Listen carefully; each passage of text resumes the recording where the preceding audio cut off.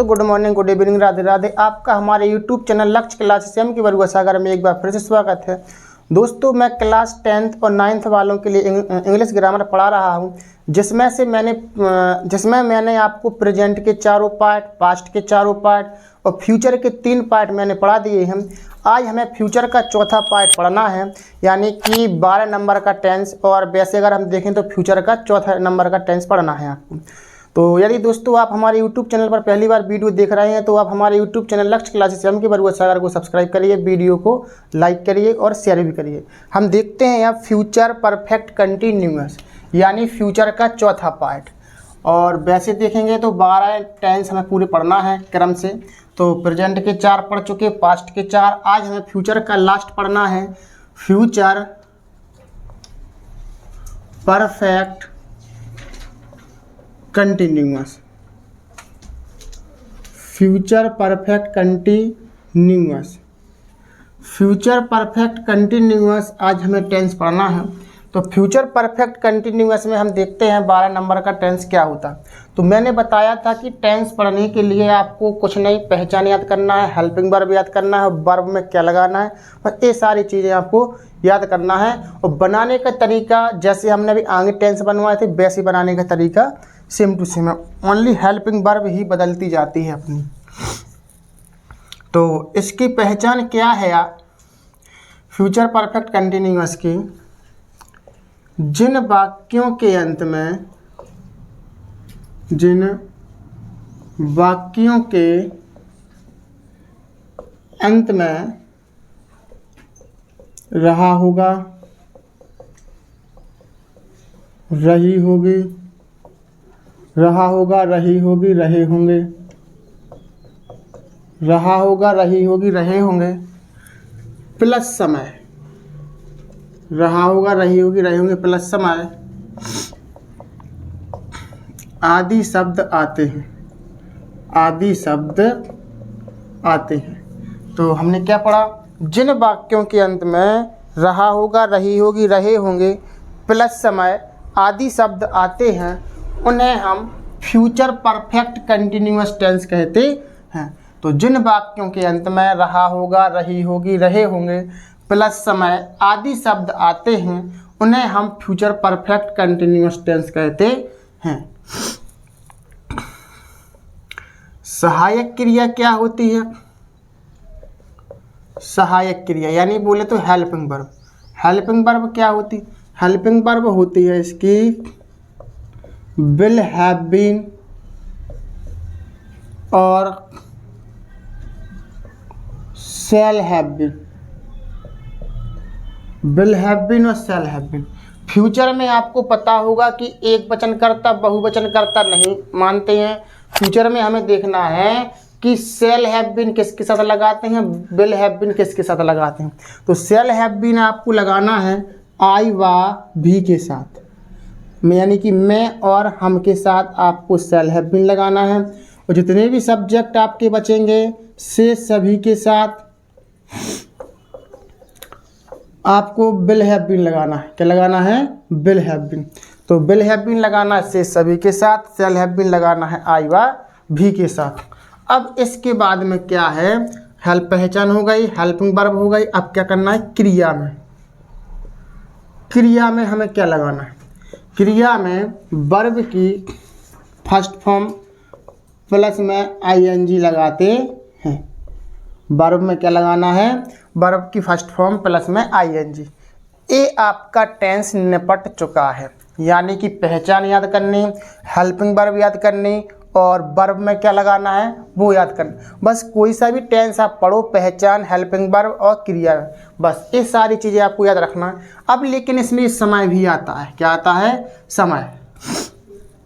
तो हम यदि समय की बात करें तो आपको पता होना चाहिए कि प्रेजेंट परफेक्ट कंटिन्यूअस यानी कि चौथे नंबर का टेंस और पास्ट परफेक्ट कंटिन्यूअस यानी 8वें नंबर के टेंस में जैसे हमने समय को वहाँ पर समझाया था, वहाँ पर बताया था, वैसे ही यहाँ पर है। तो समय अपने 2 प्रकार से आता है। से संबंधित होता है निश्चित समय, निश्चित समय। यदि समय निश्चित है तो से के लिए हम लगाते हैं सिंस। क्या लगाते हैं, सिंस लगाते हैं। तो सिंस कब लगाना है, जब निश्चित समय हो। अब लेकिन निश्चित समय कहते किसे हैं, बातचीत समझो आप। तो दिन, महीने, साल के नाम, दिन महीने साल के नाम और घड़ी का समय, घड़ी का समय बजे में, घड़ी का समय बजे में और दिन के पहर, और दिन के पहर। दिन महीने साल के नाम, घड़ी का समय बजे में, दिन के पहर। दिन के पहर मतलब सुबह, दोपहर, शाम, रात। दिन के पहर सुबह, दोपहर, शाम, रात, ये आपके 4 पहर होते हैं। और एक आता है अपन का नाम कल। कल मतलब बीता हुआ कल या फिर आगे आने वाला कल, यानी कि प्रेजेंट और फ्यूचर में यदि हम कल लिखते हैं कि मैं कल पढ़ूंगा, फ्यूचर में बात कहने की, तो मैं कल पढ़ूंगा, तो इसका मतलब है जे आगे आने वाला कल है। और प्रेजेंट में जो अभी हाल चल रहा है, तो प्रेजेंट या फ्यूचर में यदि कल आ जाए तो उसके लिए हम टुमारो लिखते हैं, और पास्ट में यदि कल आ जाए तो उसको यस्टरडे लिखते हैं। तो ये दिन के पहर के अंतर्गत नहीं, ये निश्चित समय कहलाता है कल। तो सिंस टुमारो लिखते हैं, सिंस यस्टरडे लिखते हैं, इस तरीके से, ठीक है ना। तो दिन के पहर सुबह, दोपहर, शाम, रात, और कल आ जाए आदि निश्चित समय कहलाता है। निश्चित समय कहलाता है। आपको यहाँ पर समझ में आया होगा कि दिन आ जाए, महीने आ जाए, साल आ जाए, इनके नाम, दिन महीने साल के नाम, दिनों के नाम सोमवार, मंगलवार, बुधवार, गुरुवार, और महीनों के नाम जनवरी, फरवरी, मार्च, अप्रैल, मई, जून, जुलाई, जी महीनों के नाम आ जाए। साल के नाम आ जाए 2006, 2007, 2008, 2009, 1947, 1998, इस तरीके से इस साल के नाम। घड़ी का समय आपका आना चाहिए बजे में, क्या आना चाहिए आपका, बजे में। यदि घड़ी का समय आपका बजे में आ गया कि वह 2 बजे से, 6 बजे से, 7 बजे से, 8 बजे से, 9 बजे से, इस तरीके से यदि बजे में आता है तो आपका निश्चित समय कहलाता है। निश्चित समय है यदि, तो से के लिए हम लगाएंगे सिंस। दिन के पहर आप जानते हो, सुबह, दोपहर, शाम, रात, या कल आ जाए तो ये आदि निश्चित समय कहलाता है। अब आया अनिश्चित समय पर। अनिश्चित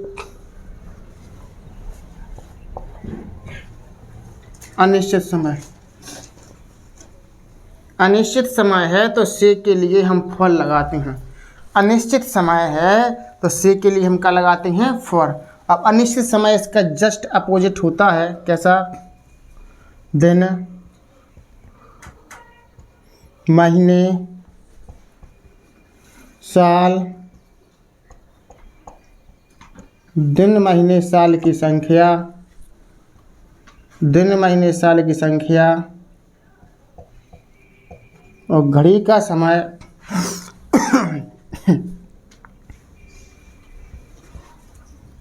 घंटे या मिनट में।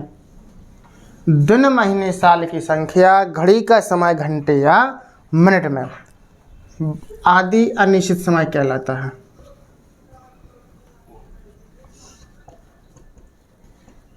आदि अनिश्चित समय कहलाता है।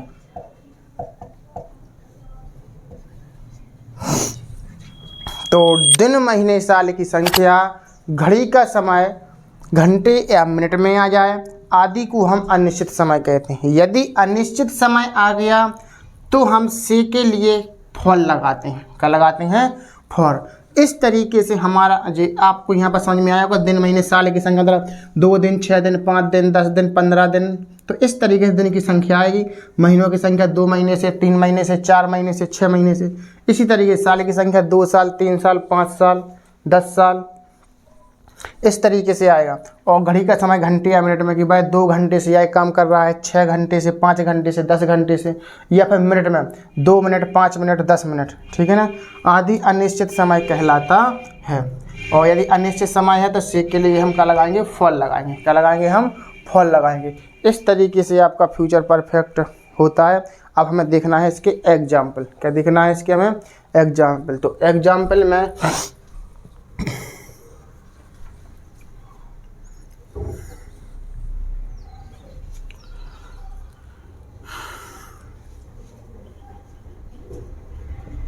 सीता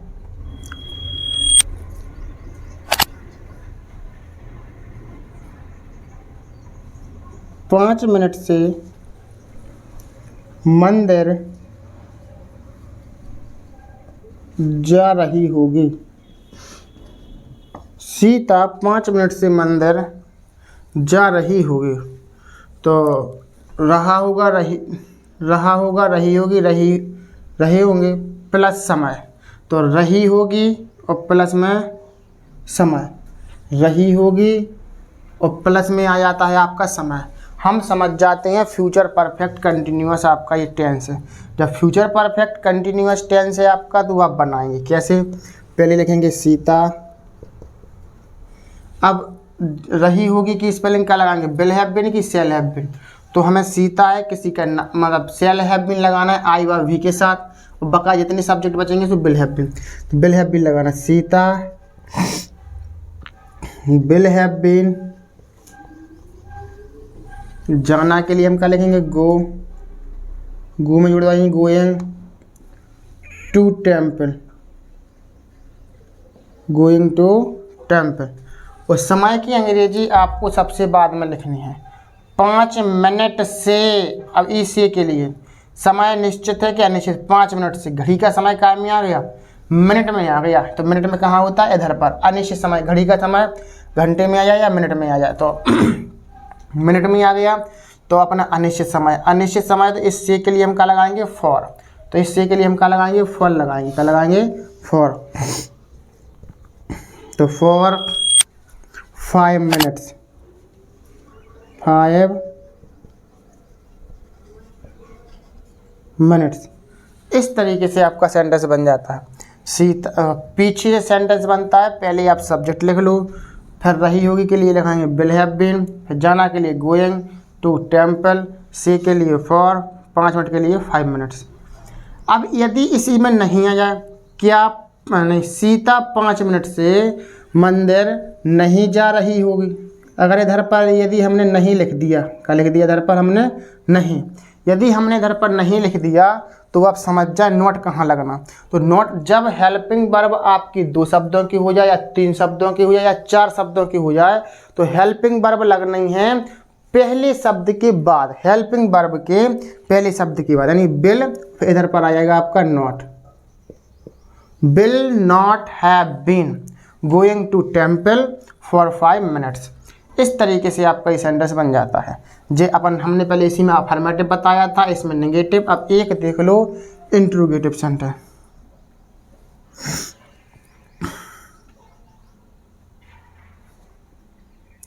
क्या मैं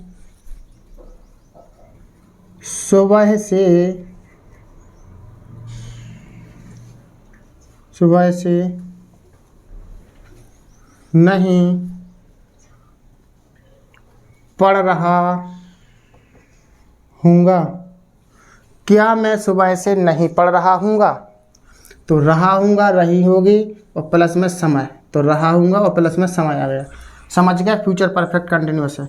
यदि कोई क्या शब्द सबसे पहले आ जाए तो इस क्या की अंग्रेजी नहीं लिखते हैं। इसकी वजह से जो भी हेल्पिंग वर्ब आती है उसको हम आगे निकालते हैं। और हेल्पिंग वर्ब यदि 2 शब्दों की हो, 3 शब्दों की हो, 4 शब्दों की हो, और अपन वो आगे निकालनी हो, तो हेल्पिंग वर्ब का ओनली पहला शब्द। तो मैं के हिसाब से लगनी है शैल हैव बीन। जो 3 शब्दों की हेल्पिंग वर्ब हो चुकी है, 1 2 3, तो 3 शब्दों की हो चुकी, तो पहला शब्द आपको आगे निकालना है। तो शैल, इसकी तुरंत बाद लगाना है मैं, यानी कि आई, यानी कि सब्जेक्ट, शैल आई। यदि वाक्य में नॉट है तो अपन नॉट लगाएंगे यहीं पर, क्योंकि नॉट पहले शब्द के तुरंत बाद लगता था। शैल आई नॉट, अब आएगी बची खुची साई के लिए, तो have been. Shall I not have been, और पढ़ना के लिए क्या लिखेंगे अपन लोग, रीड में जोड़ देंगे रीडिंग का, जोड़ दो रीडिंग, या फिर स्टडिंग भी लिख सकते हैं, पढ़ रहे हैं तो रीडिंग भी, या फिर स्टडिंग से भी काम चल जाएगा, तो रीडिंग ही लिखें। अब इसके बाद में सुबह से, तो घड़ी का समय कैसा है, ये सुबह यानी कि दिन का पहर है, ये अपना क्या है, दिन का पहर है, तो निश्चित समय है, निश्चित समय, तो से के लिए हम क्या लगाएंगे, सिंस का लगाएंगे हम, सिंस मॉर्निंग, और पीछे क्वेश्चन मार्क, तो shall I not have been reading since morning. इस तरीके से हमारा ये सेंटेंस बन जाएगा। ये हो गया आपका इंट्रोगेटिव। क्या होगा आपका, ये इंट्रोगेटिव हो गया। इसमें हमने अफर्मेटिव नेगेटिव बता दिया था, इसमें हमने इंट्रोगेटिव बता दिया। अब क्या शब्द सबसे पहले भी आ सकता है, या फिर कहीं बीच में भी आ सकता है, क्या सकता है, बीच में। तो यदि कहीं पर बीच में आ जाए तो आपको क्या करना है, सबसे पहले वही क्वेश्चंस वर्ड लिखते हैं, फिर हेल्पिंग वर्ब लिखते हैं, फिर आप मतलब हेल्पिंग वर्ब का पहला शब्द, फिर सब्जेक्ट, फिर नॉट, फिर हैव बीन, फिर reading, since morning. Only question word आपको सबसे पहले निकाल लेना। तो दोस्तों इस तरीके से हमने अपने पूरे प्रेजेंट के चारों पार्ट, पास्ट के चारों पार्ट, फ्यूचर के चारों पार्ट, यानी कि हमने कुल मिलाकर 12 टेंस बहुत ही सिंपल तरीके से दोस्तों पढ़े हैं। तो मैं आशा करता हूं कि आपको पूरे 12 टेंस समझ में आए होंगे। और यदि आपने अभी तक वो इससे पहले की वीडियो ना देखी हो तो आप सबसे पहले वो पहले की वीडियो देखें, जिससे कि आपको सारे सेंटेंस समझ में आ जाए। तो दोस्तों इसी तरीके से बने रहिए हमारे साथ लक्ष्य क्लास के सागर के साथ।